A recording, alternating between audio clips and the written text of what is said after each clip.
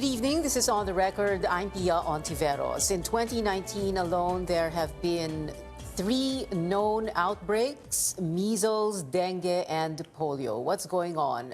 The Undersecretary of the Health Department, Domingo, is here with us tonight. And joining us on the phone is Dr. Sally Gatchalian. She is the president of the Philippine Pediatric Society. Yusek Domingo, thank you for joining us. And Dr. Sally, thank you for joining us also. Let's begin with you, Yusek Domingo.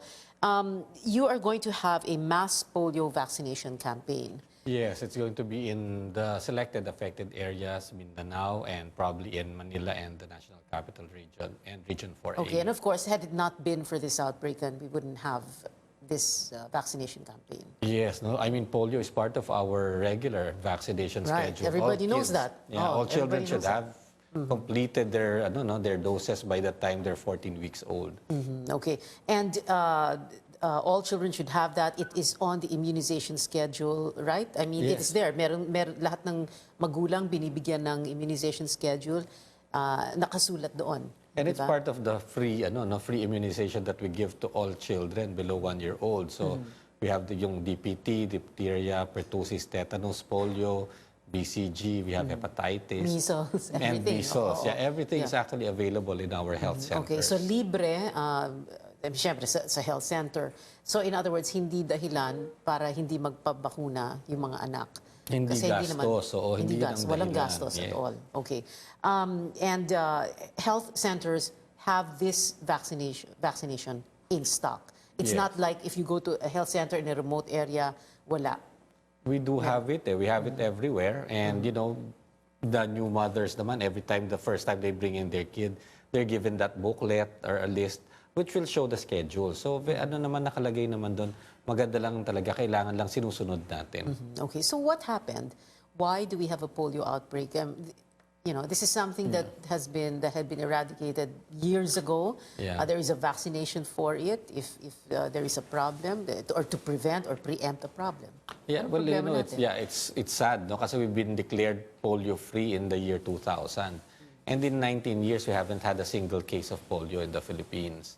Ngayon, kaya lang, I guess the setting just all came together, no? Because there are several factors that you need for a disease like polio to come back. Number one, low coverage. In the past 5 years, we haven't been hitting our targets. Low coverage meaning konti lang nagpapabakuna. Oo, kasi bumabagsak masyado. Dapat 95% of all kids are vaccinated against polio. But in the last 5 years, we've been 70, 80%. And then in 2018, it was even lower at less than 50%. Yeah. And that is because of what? Well, in 2018, they got a little scared of vaccines. A little scared? Well, yeah. Very scared. Very scared. The dengue scare. Yeah. Okay. So what in 2019, after the measles outbreak, and then we started getting, going around the houses already, we improved our coverage. However, there's still that segment of children from 5 years back that have not been vaccinated completely.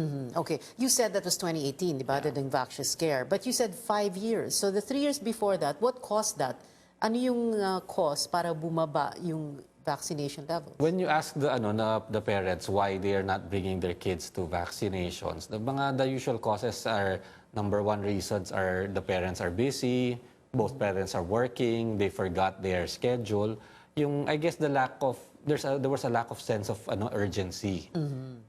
Maybe a lack of appreciation of what vaccination was and what it meant for children, na it became more optional than than obligatory. Okay. So in other words, prevention was not top of mind. Para bang curative na lang, kung magkasakit yung anak ko, saka ko na lang ipapagamot. Parang nabawasan, hindi na religiously sinusunod yung schedule, no? And we've been seeing cases nga, parents missing their schedules, not only for one child, minsan dalawa, tatlong anak nila, pare-pareho. Hindi complete yung vaccines. And of course, because of the dengue scare, lalo pang, like you said, lalo pang bumagsak. So, para bang ang thinking ba ng ibang tao ay, naku, may problema sa dengue vaccine. Hindi ko napapabakuna yung anak ko para sa iba pang sakit. Ganon? Oo, I mean, all of the vaccines really went down at that time. No? Even regular programs like deworming, yung mga regular activities natin sa health centers, really suffered quite a lot. Okay. Well, let's bring in Dr. Sally Gatchalian. I introduced her earlier. She is the president of the Philippine Pediatric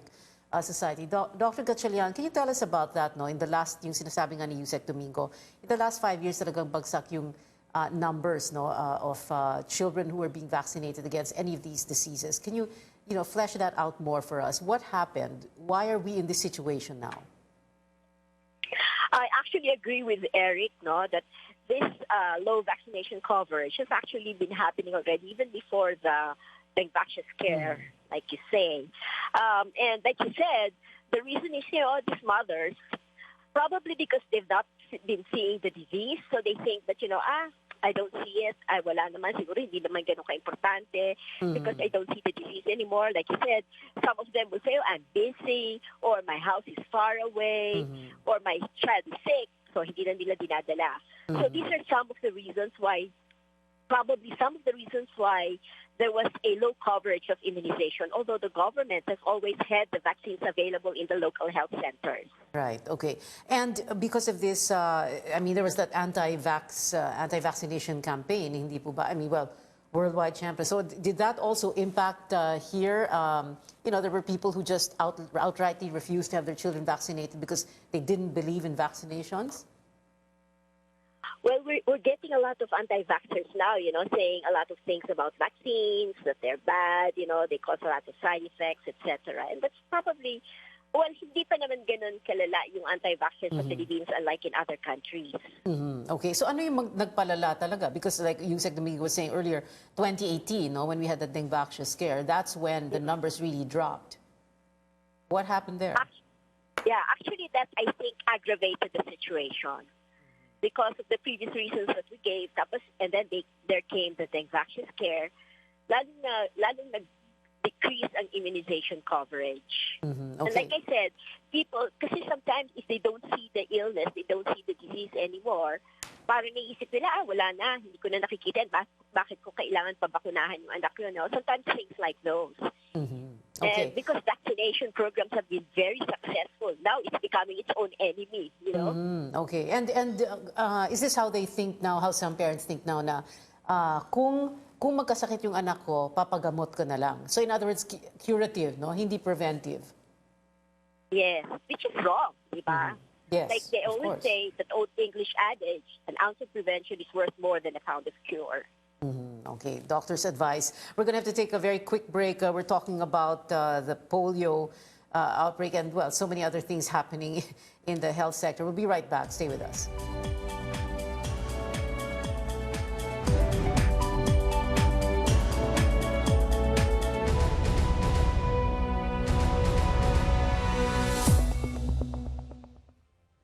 Welcome back to On the Record. We're talking about the re-emergence of polio, something that we thought we eradicated years ago. Still with us, Eric Domingo, Undersecretary of the Health Department, and Dr. Sally Gatchalian, the President of the Philippine Pediatric Society. Dr. Sally Gatchalian, you're still with us.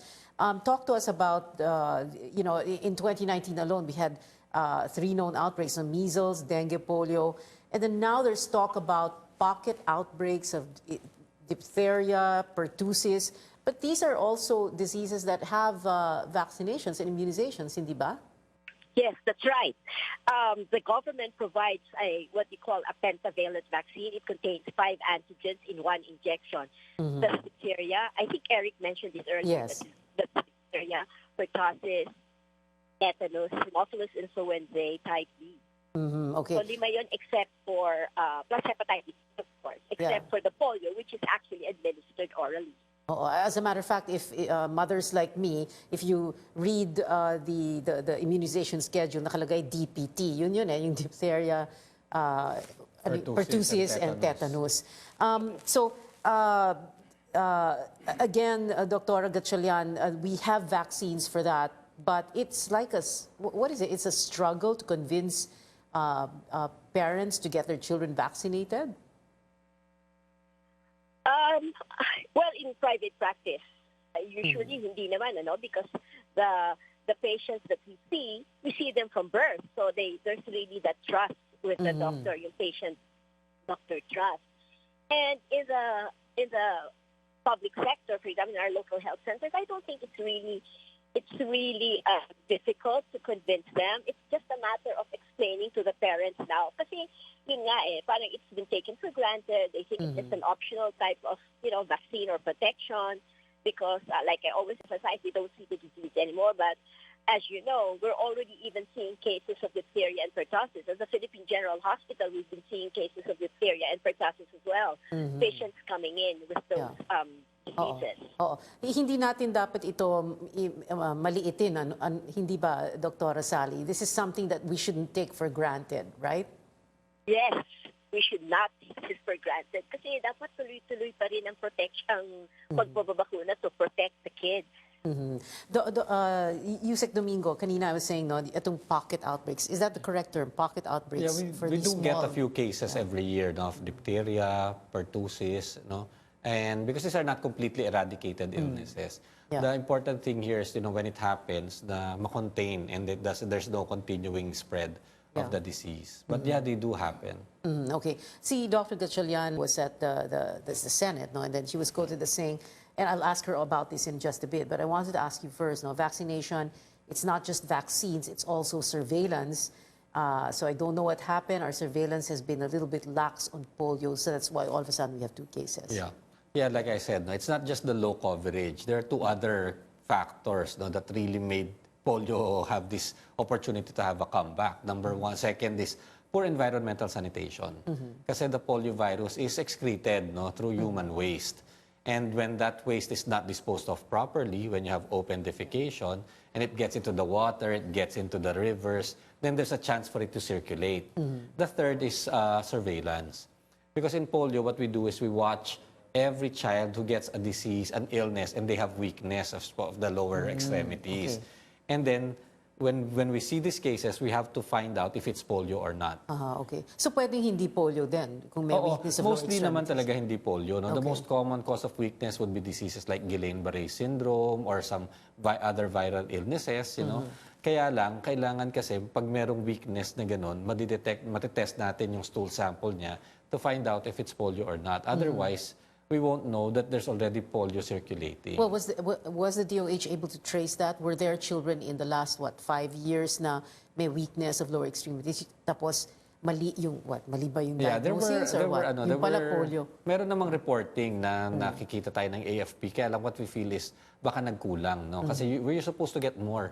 You're supposed to get like 3 or 4 per 100,000 kids na magkakaroon ng some form of weakness and then hindi naman polio yun. Okay. We have 2 cases, polio, Right now, we have 2 Sur, confirmed cases. and Laguna, And then there was another province that sent in samples to Manila, DOH, to check. So what happened there? So yun nga sa Lanao, the Lanao case actually when we tested actually turned out to be polio. At hindi nagpabakuna yun? Yun unvaccinated. Vaccinated. Unvaccinated. Not vaccinated, Okay. 3-year-old. Yung sa 5-year-old naman na pasyente natin from Calamba, vaccinated kaya lang immunocompromised. Marami siyang congenital, meron siyang mga inborn illnesses and other very small, thin child with a lot of other illnesses. So immunocompromised siya. Okay. And how are the 2 children doing? The first one from Lanao also actually got home, and kaya lang may weakness, may paralysis. Mukhang magkakaroon talaga ng weakness of the lower extremities. Okay. And the child from Calamba actually recovered and is walking. So mukhang sa kanya, it's not the usual polio. Mukhang nag-grow lang yung polio virus sa kanya kasi nga immunocompromised siya. Okay. And did you when yung first child, so tinanong nyo, kung unvaccinated. Ano daw yung dahilan kung bakit hindi vaccinated? Well, yung common talaga na dahilan is that nakakalimutan or medyo malayo yung ating health center. Okay. Pag ganyan, nakalimutan yung pang-polio, yung ibang vaccines nakalimutan din nung batang yun? Usually, ang mga lahat talaga, yung mga kasi we give them sabay-sabay, di ba? Yung the DPT and the polio. So if you miss one, you probably miss my last question before I go back to Dr. Sally. So, yung pinatest nyo lately from another province, is there an update now? So far, wala pang positive for polio. So, nag-negative siya or wala pang result ng test? There are cases of what we call acute flaccid paralysis or weakness, but none of them are polio. Dr. Sally, we're talking about all these cases. Do you think we're looking at more cases of polio? Hopefully not. Yeah. Hopefully not. But as mentioned, part of the reason why probably the outbreak, like you said, there are actually three main reasons. One is the low coverage. Second is the poor surveillance that we've had. And third is the poor sanitation and hygiene. And now with the surveillance, the Department of Health is actually trying to look at all other cases, yung mga environmental sanitation and yung mga sa environment na na-isolate. So we're trying to look at those cases. And hopefully, for now, wala pa naman bagong cases na nakikita. All right, we're going to take one last break. On the record, we'll be right back. We're talking about polio and its re-emergence. We'll be right back.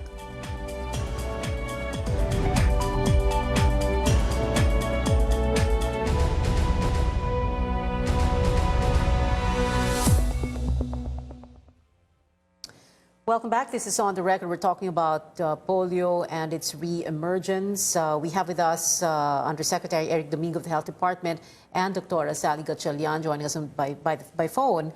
She is the president of the Philippine Pediatric Society. Yusek Domingo, earlier we were talking about the dengue scare and you know how huge an impact it had on parents who wanted or didn't want their children vaccinated. Did you feel that the health department, you know, stepped up to the plate enough to counter that dengue scare para nga hindi maapektuhan yung iba namang vaccinations, immunization? Yeah, I think the effort was there. No? Talagang ang hirap lang talaga at that time, nung talagang kainitan, ano?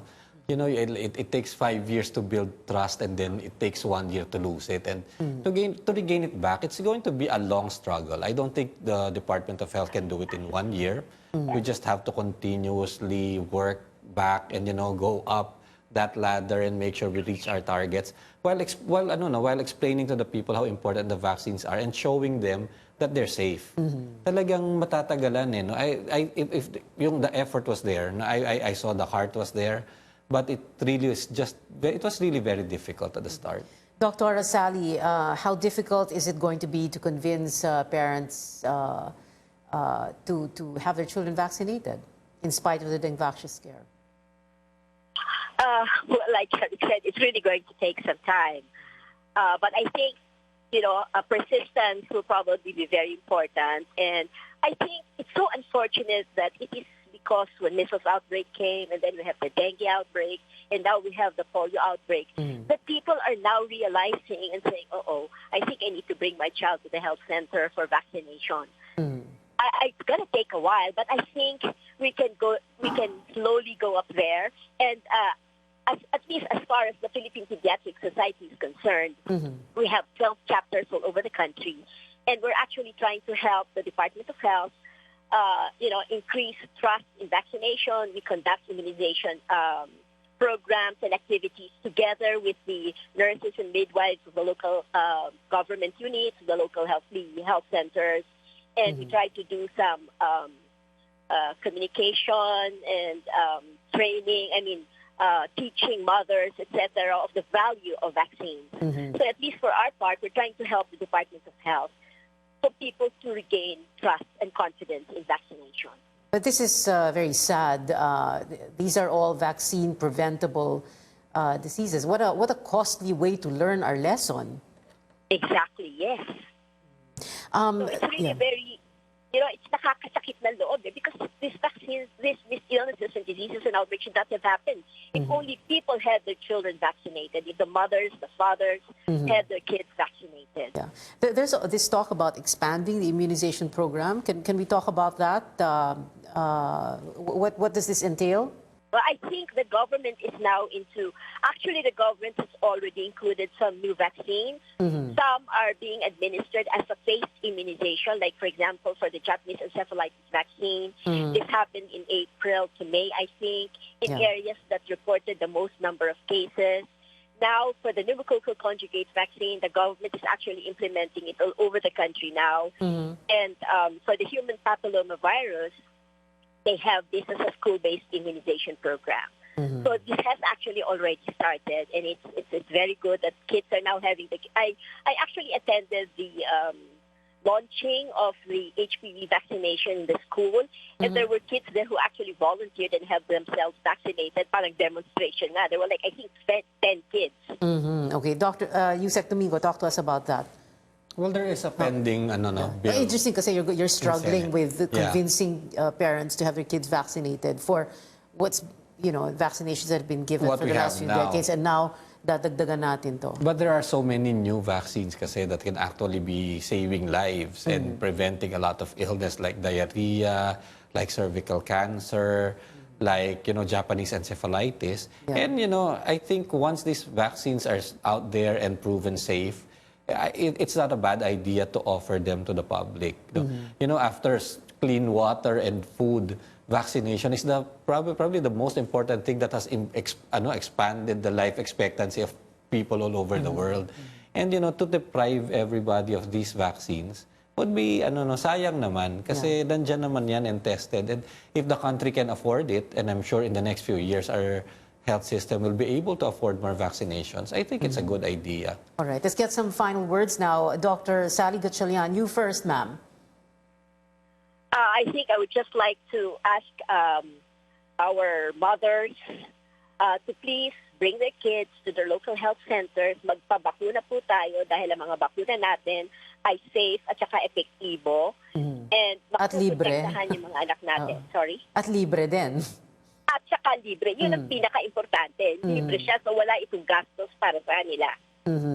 Kahit na sabihin nila kasi minsan yung iba, masyado malayo yung bahay, 2 to 3 hours away. Anong magandang sagot sa ganoon?